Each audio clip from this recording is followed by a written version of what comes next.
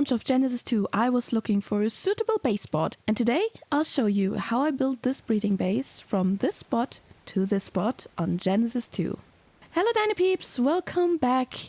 Today I'm going to take you on a base tour of my base on Genesis 2. You probably know how hard it is to find a perfect spot for a base, but after a long time searching and waiting for another old base to despawn, a few weeks after the Genesis 2 release, I found and claimed the perfect spot that meets all my expectations. It is far away from most players because it is on the border of the map, which is not the one that is close to space. Many new players don't even come here, and so I don't have people snooping around my base all the time. With lots of space, but little need to build myself, perfect for somebody like me who really does not like building.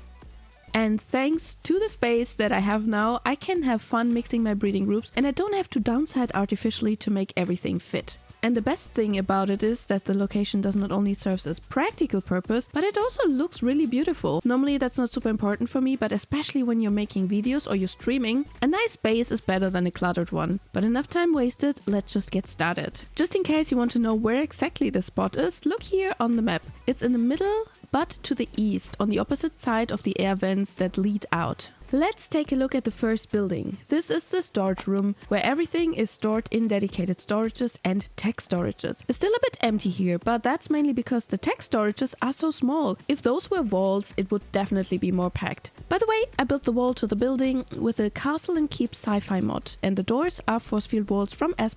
Castle and Keep Sci-Fi has the advantage that you can match their colors with RGB perfectly to fit other materials. This is what the outside area looks like when you freshly spawn on Genesis 2. A small water area with a waterfall. And this is how it looks like in my base. With the Redwoods Anywhere mod, I put a cherry tree in the middle.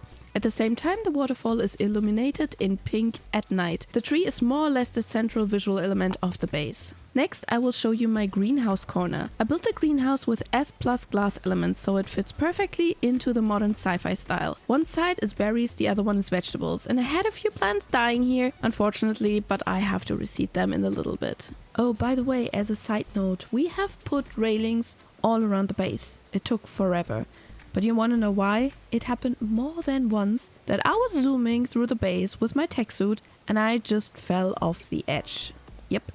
A little bit embarrassing. Oh, by the way, the reason why I have 4 transmitters is this. In the S+ version that we use, you need 4 transmitters to scan for wild dinos on the map. So to activate it, I have 4 of them standing around here. But now I go to the main building where resources processing and crafting take place. Here I have also built my resource dedicated storages, so I always have an overview of what exactly is missing and what I have enough of. I also have a number of tech things from S+ here, such as the repair station and the tech cooking pot. Besides the classic crafting benches, there's also loadout cabinets here to store gear, and the dedicated storage at the entrance are for the striders because they can only connect to unmodded dedicated storages. By the way, I love the easy metal processing here.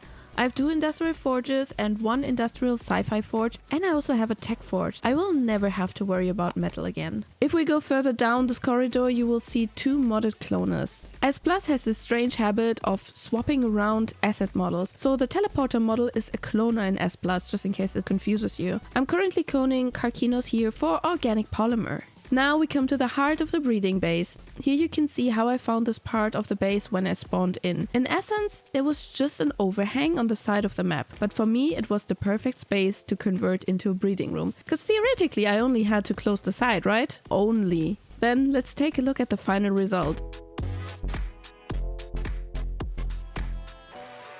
You see, the side is closed off for sure. By the way, this was a project we actually did on stream. It was a 12-hour building stream in which we built this breeding house.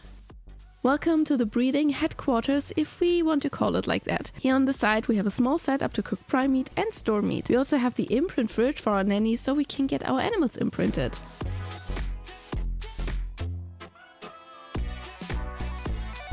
Something I found out later is that we can walk up the side wall, and this is really handy if you want to have an overview of everything.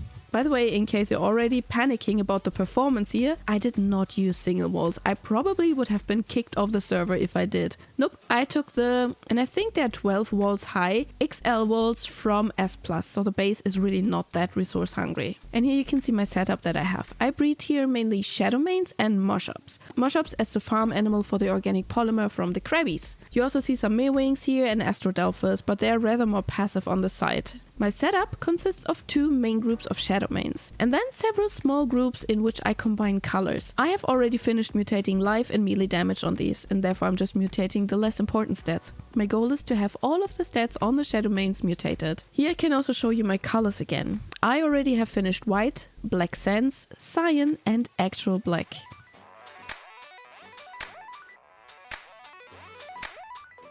Next, I'll show you this teleporter. It takes me under my base to the watering hole. I want to convert this into an underwater breeding room at some point, but I don't have the time and energy for that right now, because as you can see, there's a lot of nasty stuff spawning here. So this will be an exciting project in the future. By the way, with a second teleporter here on the side, you can get to the other side of the city on the other side of the river. Because I'm relatively far away from the space area, I have set up a teleporter in which I can just travel to the entrance to farm. The teleporter is also set to public, so other players on the server can teleport to the spot as well.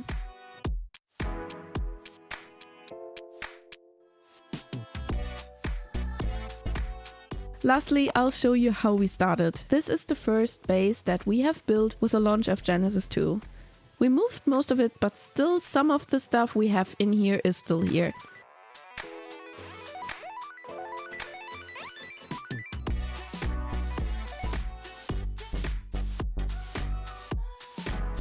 This was also the very first base that I built, thanks to the interesting terrain, with 2 cellars. I still have my blueprints here, and above all we still have our Reaper birthplace here with a double entrance.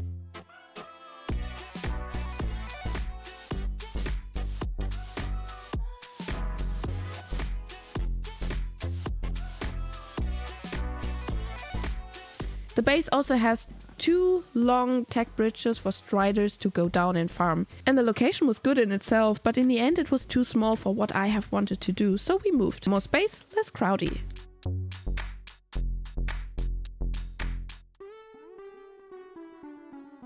But now, thank you for taking the time to watch until this point. I hope you enjoyed the tour of my base on Genesis 2. I'm always curious to know which maps you have your main base on. Let me know in the comments. And if you liked the video, don't forget to give the like button a boop on the snoot. The more people comment, like and interact with this video, the more often it will be suggested to new users. So this would help me out greatly.